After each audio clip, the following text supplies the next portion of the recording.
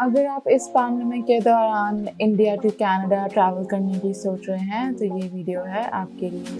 अगर आपके पास टिकट है और आप अगस्त में इंडिया टू कनाडा ट्रैवल कर रहे हैं तो आपको new Delhi airport at least 5 hours पहले अपनी जर्नी के पहुंचना पड़ेगा। पहुंचने से पहले गेट नंबर 3 और 4 में इंटरनेशनल टर्मिनल पर आपको कुछ फॉर्म्स दिए जाएंगे। वो फॉर्म्स आप एयर इंडिया की website under Vande Bharat mission पर भी डाउनलोड कर सकते हैं। बेसिकली ये self health declaration form and undertaking form है जो आपको एयरपोर्ट एंटर करने से पहले चाहिए। तो जब आप गेट नंबर 3 या गेट नंबर 4 पर पहुंचेंगे, आप अपने लगेज ट्रॉली पर रखेंगे तो वो लगेज आपका सबसे पहले सैनिटाइज होगा। उसके बाद आपको लाइन में खड़कर बारी बारी एयरपोर्ट के अंदर एंटर करने दिया जाएगा। एयरपोर्ट एंटर करने से पहले एयरपोर्ट ऑफिसर आपका आईडी एंड टिकट देखेंगे। एयरपोर्ट के जो ऑफिसर्स हैं वो एक ग्लास विंडो के पीछे खड़े होते हैं just by the side of the gate and वो आपको बोलेंगे कि आपकी टिकट, आपकी आईडी एंड मास्क नीचे करके दिखाइए। जब वो आपको बोलेंगे कि ठीक है, आप एयरपोर्ट के गेट के अंदर एंटर करेंगे। गेट के अंदर एंटर करते ही आपका टेम्परेचर चेक होगा। टेम्परेचर चेक होने के बाद जो आप फॉर्म भरेंगे उस पे एक स्टैंप लगा दी जाएगी जो कि कहेगा चेक्ड। उसके बाद आपको भेजा जाएगा इमिग्रेशन की लाइन में। Immigration PR and Canadian citizens के लिए अलग लाइन होगी। Study permit and visa permit holders के लिए अलग लाइन होगी। तो अगर आप वर्क परमिट या स्टडी परमिट होल्डर हैं, आपको इन बातों का ध्यान रखना पड़ेगा कि आपको एयर इंडिया बोर्ड तभी करने देंगे अगर आपका वीज़ा मार्च 18, 2020 से पहले आया हुआ है और आप रिटर्निंग वर्क परमिट होल्डर हैं और रिटर्निंग स्टडी परमिट होल्डर हैं। अब इसका क्या मतलब हुआ? इसका ये मतलब हुआ कि इमिग्रेशन ऑफिसर, जब आप इमिग्रेशन ऑफिसर के पास पहुंचेंगे, वो आपका इमिग्रेशन स्टेटस इन कनाडा पूछेंगे। ये इंडिया के न्यू दिल्ली एयरपोर्ट की बात कर रही हूँ मैं अभी। तो वो आपका इमिग्रेशन स्टेटस इन कनाडा पूछेंगे। आप बताएंगे कि आप स्टडी परमिट पर हैं या वर्क परमिट पर हैं। वो आपको उन्हें शो करना होगा। उसके बाद वो आपका पासपोर्ट देखेंगे, आपकी टिकट देखेंगे और अगर आप वर्क परमिट पर हैं तो वो आपका जॉब ऑफ़र या एम्प्लॉयमेंट लेटर देखेंगे। तो मेक श्योर कि अगर आप जॉब कर रहे थे और यहाँ पे फंसे हुए थे, आप अपने एम्प्लॉयर को बोलें कि मुझे एक एम्प्लॉयमेंट लेटर चाहिए जो आपको इमिग्रेशन ऑफिसर को दिखाना पड़ेगा। अगर आप स्टडी परमिट होल्डर हैं, आपको इमिग्रेशन ऑफिसर को ये प्रूव करना होगा कि आपकी स्टडीज़ इंडिया में रहकर पूरी नहीं हो रही और आपको कॉलेज या अपनी यूनिवर्सिटी कनाडा में जाना ज़रूरी है।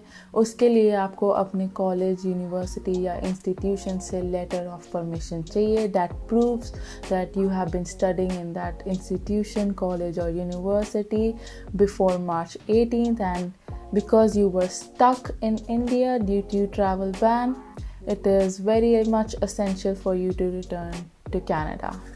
आपको ये बातों का ध्यान रखना पड़ेगा कि इमिग्रेशन ऑफिसर के सामने आपको पूरी तरह अपना केस कॉन्फिडेंटली रखना होगा।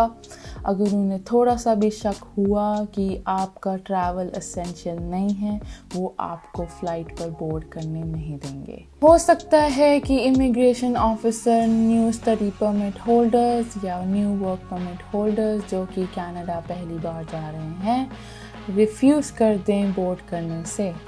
इसलिए बहुत ज़रूरी है कि आप ट्रैवल करने से पहले, टिकट बुक करने से पहले एयर इंडिया या अपने एजेंट को फ़ोन करके पता करें कि आप फ़्लाइट पर बोर्ड करने के लिए एलिजिबल हैं या नहीं। For example, United airlines, Lufthansa airlines इस वक्त सिर्फ US citizens and Canadian citizens को ही अलाउ कर रहे हैं फ़्लाइट्स पर बोर्ड करना। Air India under Vande Bharat mission evacuation flights पर work permit holders, study permit holders along with citizens PR and COPR भी अलाउड हैं।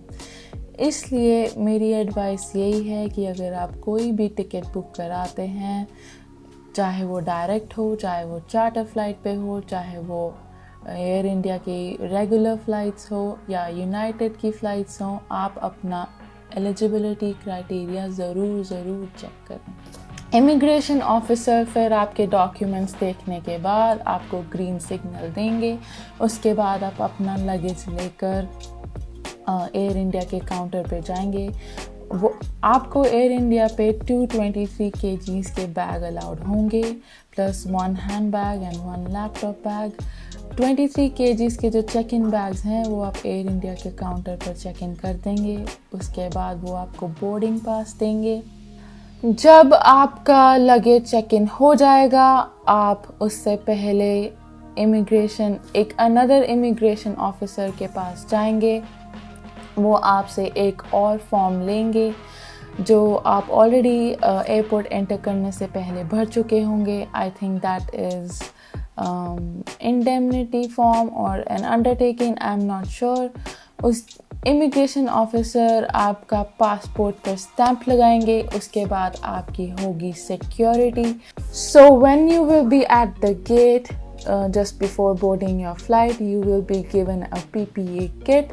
उस किट में होगा कुछ सैनिटाइज़र, हैंड ग्लव्स, आपके लिए एक शर्ट जो आपकी अपर बॉडी के लिए होगा, और फेस शील्ड होगा, सैनिटाइज़र होगा, स्टफ लाइक दैट। तो वो आपको अपनी सेफ्टी के लिए बोर्ड करने से पहले पाना होगा। जब वो आपको कॉल देंगे, सीट नंबर वाइज वो आपको बोर्ड करने के लिए कॉल देंगे, आपको ज़रूरी है कि आप सेफ्टी बनाए रखें, सोशल डिस्टेंसिंग रखें। जो मैंने ऑब्ज़र्व किया वो ये था, क्योंकि लोगों को पता नहीं था कि ऐसे पैंडमिक में ट्रैवलिंग कैसे होगी, लोग थोड़ा सा कंफ्यूज थे, थोड़ा अनईज़ी थे। तो आपको मेक श्योर करना है कि आप अपने आप को रिलैक्स रखें। जब एयर इंडिया का स्टाफ आपकी सीट के लिए कॉल करे तभी उठें, सोशल डिस्टेंसिंग बनाए रखें। एक दूसरे से दूरी ही आपको इस ट्रैवलिंग के दौरान सेफ रखेगा। एयर इंडिया की फ़्लाइट के अंदर तीनों की तीनों सीट्स बुक होती है, ऑलमोस्ट पूरी फ़्लाइट फुल होती है, तो सोशल डिस्टेंसिंग का तो कोई फ़ायदा ही नहीं हुआ। एनीवे, आपको आपका PPE किट पाना है। उसके बाद जब आपको बोर्डिंग करने दिया जाएगा, आपको अपनी सीट पर भेजा जाएगा। आप अपना सामान रखकर अपनी सीट पर बैठेंगे। जो एयर इंडिया का क्रू है वो हेड टू टो एकदम PPE किट में कवर होते हैं। आपको बताया जाएगा कि अगर आपको पानी पीना है या कोई ज़रूरी सेवा के लिए ज़रूरी एयर इंडिया क्रू की हेल्प चाहिए होगी तभी ही वो आएंगे, अदरवाइज़ आपका जो खाना है ऑलरेडी ही आपकी असाइंड सीट्स पर पड़ा होता है। इन फ्लाइट्स पर मील्स की ऑप्शन नहीं होगी, विच मीन्स दैट आपका प्री पैक्ड फूड सब वेजिटेरियन ही सीट्स पर ऑलरेडी पैक्ड होगा। जो हमें दिया गया था वो थे 2 लंच बॉक्सेस, 2 पानी की बॉटल्स और एक अलग से स्नैक्स का बैग जिसमें नट्स, कुछ क्रैकर्स, कुछ कुकीज़, कुछ juice, lemon water, stuff like that. तो ये खाने का जो सामान है वो आपकी पूरी की पूरी journey, that is from new Delhi to Toronto और from new Delhi to Vancouver के हिसाब से ऑलरेडी आपकी सीट्स पर पड़ा होगा। एयर इंडिया का क्रू आपको कुछ इंस्ट्रक्शंस देंगे। उसके बाद आप उन्हें तभी बुला सकते हैं जब बहुत बहुत ज़रूरी आपको किसी चीज़ के लिए मदद चाहिए होगी। फ़्लाइट पर क्रू स्टाफ आपसे अगर कुछ बात करना चाहेंगे, कुछ इंस्ट्रक्शंस देना चाहेंगे तो वो अनाउंसमेंट करेंगे।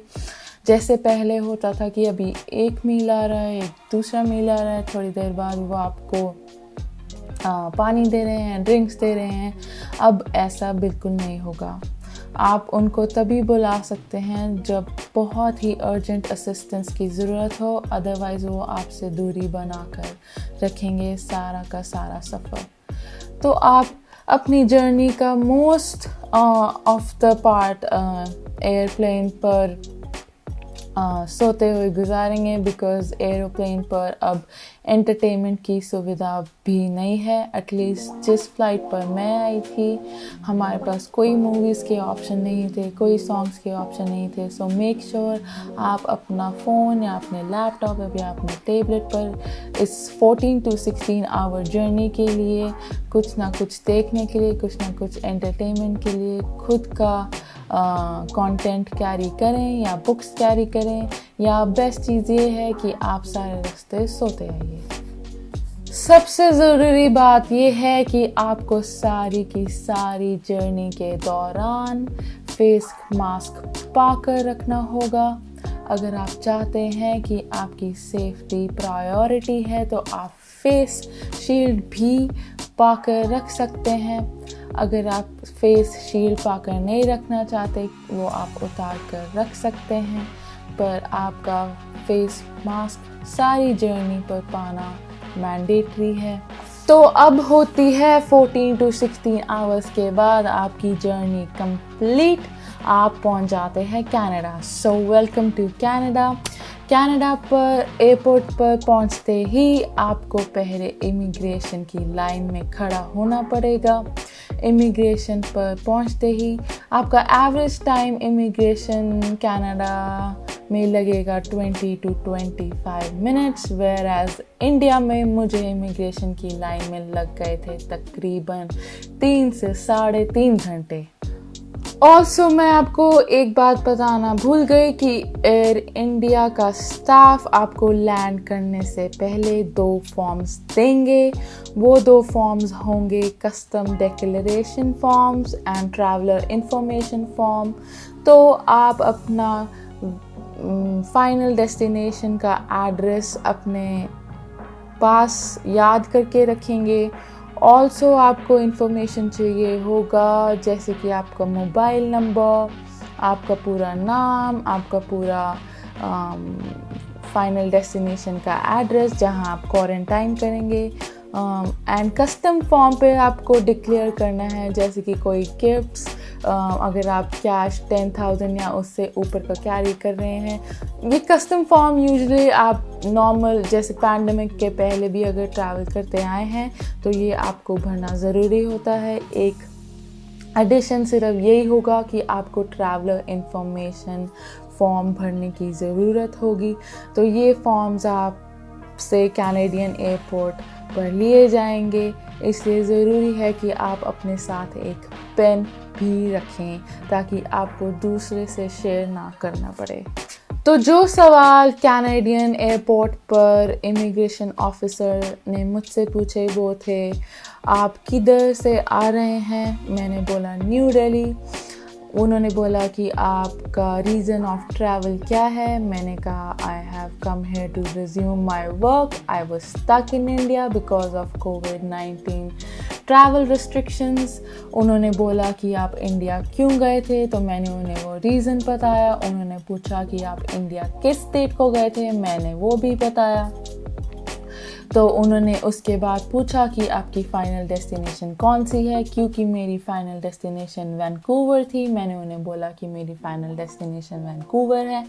उन्होंने मुझसे पूछा कि आप इन 14 डेज़ क्वारंटाइन में कहाँ रहेंगे, तो मैंने बोला कि मैं ऑलरेडी एक अपार्टमेंट रेंट करती हूँ, तो मैं अपना क्वारंटाइन अपने अपार्टमेंट में ही करूँगी। उन्होंने मुझसे पूछा क्या आप किसी के साथ अपार्टमेंट शेयर करते हैं, तो अगर आप किसी के साथ अपार्टमेंट शेयर करते हैं वो बताइए।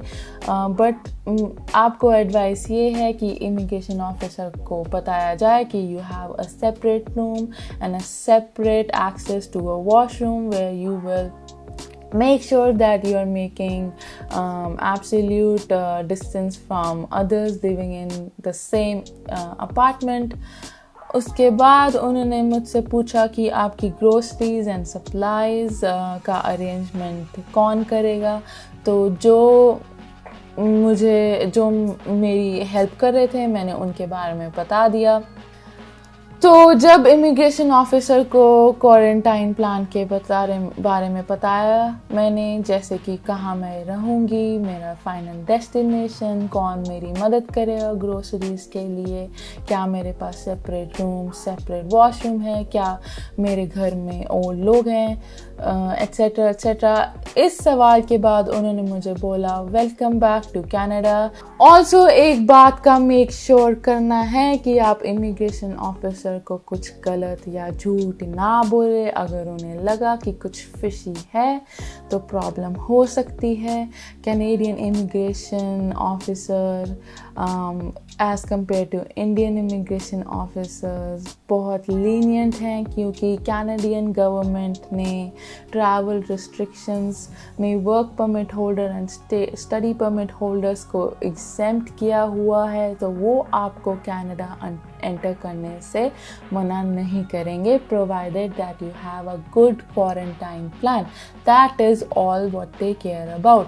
Doesn't matter if you have a job or not, doesn't matter if you are a returning student or not. All they want to know is that you have a good legit quarantine plan, because they trust you in what you will tell them that you'll do. So make sure that you do not have anything fishy to say to the immigration officer. Also immigration officer को आपको दिखाना पड़ेगा आपका status paper. अगर आप PR card हैं तो आपकी अलग से लाइन होगी। अगर आप वर्क परमिट या स्टडी परमिट होल्डर हैं आपकी अलग से लाइन होगी। वो आपसे पूछेंगे आपका पासपोर्ट, आपका स्टेटस परमिट, और आपसे वो लेंगे एक कस्टम्स फॉर्म जिस पे वो अपनी स्टैम्प लगाएंगे। उसके बाद जब आपको वो जाने देंगे, आगे एक ऑफिसर और होंगे जो आपसे ट्रैवलर्स इंफॉर्मेशन वाला फॉर्म कलेक्ट करेंगे। उसके बाद आप जाएंगे बैगेज कलेक्ट करने। जब आप कन्वेयर बेल्ट पर पहुंचेंगे आप अपना बैगेज कलेक्ट करेंगे, और जब आप बैगेज कलेक्शन एरिया से एग्ज़िट की तरफ जाएंगे तो आपसे कस्टम्स का फॉर्म लिया जाएगा एक और ऑफिसर की तरफ से। अगर आप टोरंटो या वैंकूवर से कहीं और डोमेस्टिक ट्रैवल कर रहे हैं तो आप एयरपोर्ट एग्ज़िट करने के बाद डोमेस्टिक टर्मिनल जाएंगे। डोमेस्टिक टर्मिनल पर आप डोमेस्टिक एयरलाइन जैसे कि एयर कनाडा या वेस्ट जेट के काउंटर पर अपना boarding pass and luggage check in करेंगे। Make sure that you know that you have to pay extra for checking in your luggages on domestic flights, because ये दो अलग अलग tickets हैं।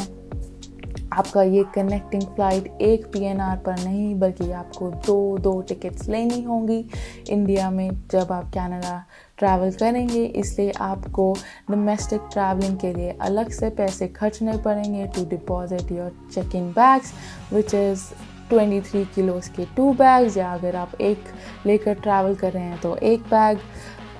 Just for your information, Air Canada ने मुझसे $50 for luggage number 1 and about $33 for luggage number 2 charge किए थे। तो just keep in mind if you are traveling on a domestic airline, these will be the amounts that will be charged to you.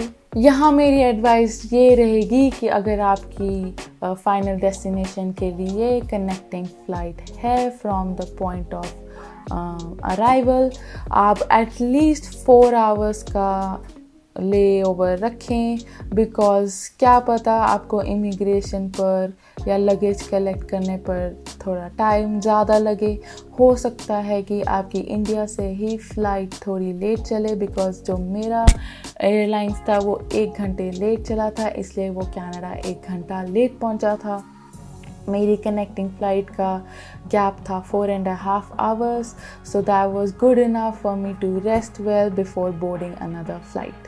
Also जब आपको आपकी boarding pass पर domestic airline का gate दिया जाएगा, आप उस गेट पर पहुंचेंगे। आपको पहले आपका हैंड सैनिटाइज करना होगा। आपका सिक्योरिटी चेक इन से पहले टेम्परेचर चेक होगा।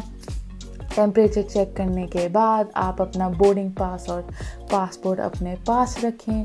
सिक्योरिटी पर जब आप पहुंचेंगे तो वही रेगुलर आपके जो आप कैरी कर रहे हैं स्टफ़, उसका वो स्कैन करेंगे। जब आपका सिक्योरिटी चेक इन हो जाएगा, आपको आपके गेट पर जाने दिया जाएगा। और यकीन करिए, जब आप कैनेडियन एयरपोर्ट पर होंगे और आप अपना न्यू दिल्ली के गेट को कंपेयर करेंगे तो बिल्कुल ही डिफरेंट सिनेरियो होगा। यहाँ पर सब सोशल डिस्टेंसिंग बहुत अच्छे से फॉलो कर रहे हैं। आप बिल्कुल एक अलग से इन्वायरमेंट में अपने आप को फील करेंगे।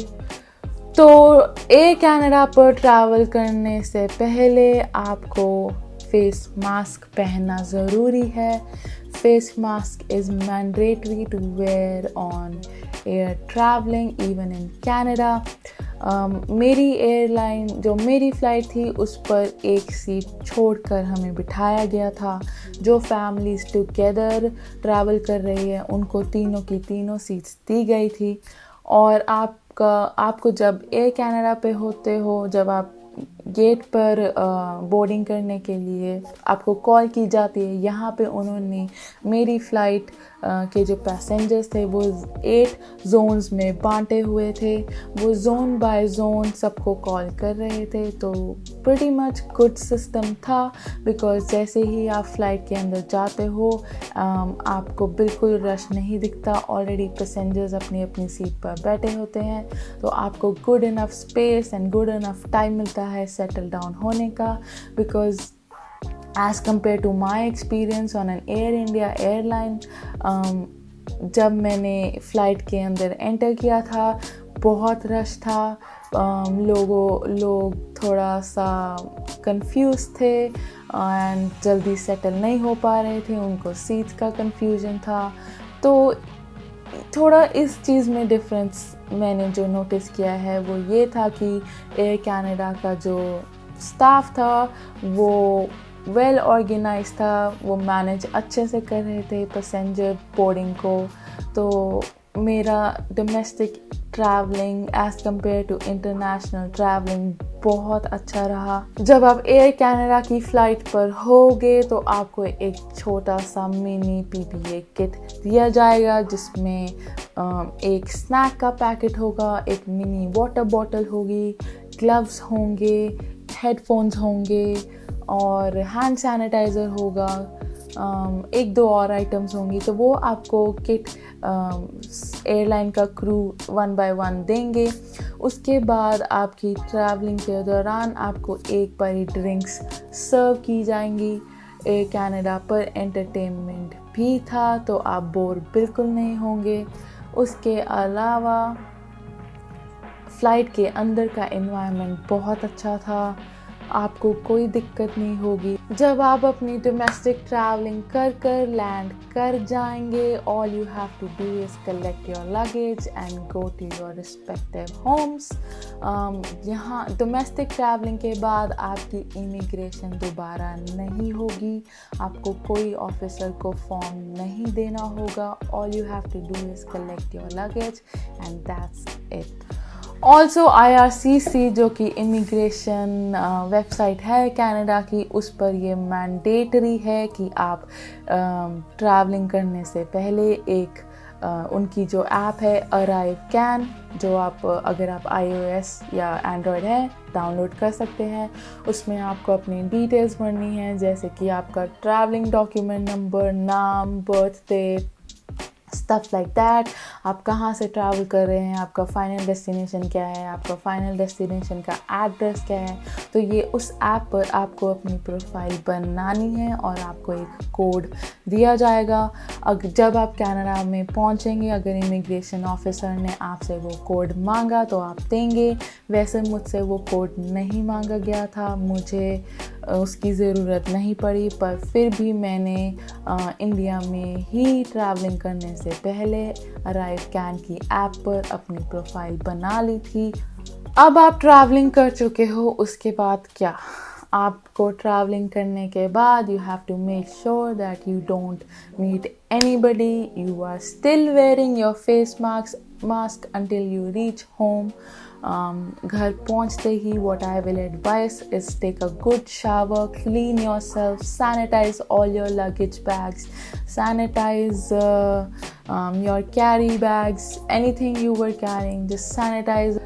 अब आपको करना है 14 days का quarantine, which means you are not allowed to step outside your house. If you have a balcony या फिर एक बैकयार्ड, आपको अपनी प्राइवेट स्पेस में बाहर जाना अलाउड है। आप किसी से मिल नहीं सकते, आप सैर नहीं करने जा सकते 14 दिन के लिए। आप मेक श्योर कि आप कहीं बाहर नहीं जा रहे हैं। अभी मेरा as of this video making time मुझे अभी तक किसी गवर्नमेंट ऑफिसर का फ़ोन नहीं आया है, ना ही वो मुझे विज़िट करने आए हैं। बट यू नेवर नो, मुझे गवर्नमेंट ऑफ कनाडा से एक ईमेल ज़रूर आया है जिसमें मुझे वॉलंटरीली ऑप्शन है कि मैं उनको सिम्टम्स के बारे में, या एक क्वेश्चनर टाइप होगा जो आपको फिल करके सबमिट करना है, तो वो बिल्कुल वॉलंटरीली है। पर वो मैंने फिल कर सबमिट किया था, तो make sure you do that as well. Also, because these tickets are non-refundable, you have to make sure that you stay healthy. You don't show any symptoms of COVID-19, which means you don't have any fever, you don't have any cold, you don't have any cough, because if you have those, you will not be allowed to board on any of these flights and you will not be given your money back. You have to make sure that you book your ticket either directly online or through trusted travel agents only, because scam बहुत चल रहा है। आपसे वो पैसे ले लेंगे, या तो ज़्यादा लेंगे, या फिर आपसे पैसे ले लेंगे और आपको नकली टिकट देंगे। ऐसे केसेस बहुत हुए हैं और मैंने भी बहुत सुने हैं। इसलिए make sure that you check your eligibility criteria before you book a ticket. You make sure that you remain healthy and stay indoors before you have to fly. Third point is you have to make sure that you have the proper documentation as per to prove your case that you are traveling for essential purposes. So basically ये थी मेरी travel journey की story, from beginning to ending, from new Delhi to Vancouver via Toronto. अगर आप viewers में से किसी को कोई और क्वेश्चन पूछने हैं तो वो मुझसे पूछ सकते हैं and I will answer them. अगर आप व्यूअर्स में से किसी ने अभी रिसेंटली ट्रैवल किया है एंड अगर आप अपनी स्टोरी अपने केस के अकॉर्डिंग शेयर करना चाहते हैं, या अगर आपको कोई एडिशनल इंफॉर्मेशन पता है, तो प्लीज़ कमेंट्स में शेयर करें so that other viewers who are going to travel in August or in the months to come can feel more confident and can make better and informed decisions about their travel journey.